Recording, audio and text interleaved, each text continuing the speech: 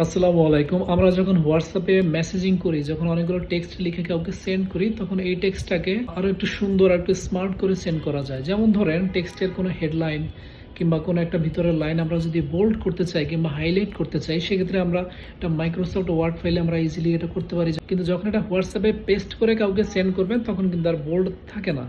So খুব সহজে কিন্তু এটা একটা লাইন, ভিতরের লাইন কিংবা হেডলাইন আপনি বোল্ড করতে পারেন। তো দেখিয়ে দিচ্ছি কিভাবে করবেন। সো এই লাইনটাকে আপনি বোল্ড করার জন্য মূলত যেটা করবেন, হোয়াটসঅ্যাপে যখন টেক্সটটা পেস্ট করবেন কিংবা লিখবেন, জাস্ট হেডলাইনের আগে একটা স্টার দিবেন, পরে একটা স্টার দিবেন, ব্যাস বোল্ড হয়ে গেল। দেখেন, যদি এমন মাঝখানের কোনো একটা লাইন যদি বোল্ড করতে চান, দেখেন 2000 আগে একটা স্টার দিলেন, পরে একটা স্টার দিলেন, ব্যাস এটা বোল্ড হয়ে গেল। এটা সেন্ড করার পরে কিন্তু স্টার আর থাকবে না, জাস্ট বোল্ডটাই দেখা যাবে। দেখেন দেখেন আমি যেটুকু বোল্ড করতে চাইছি সেটুকু বোল্ড হয়ে আছে। তো এটা খুব সহজ একটা সেটিং, বাট অনেকে জানতেন হয়তো, কিন্তু অনেকে জানতেনও না। সো ভিডিওটা অবশ্যই শেয়ার করে দিবেন আর পাশেই থাকবেন। ধন্যবাদ।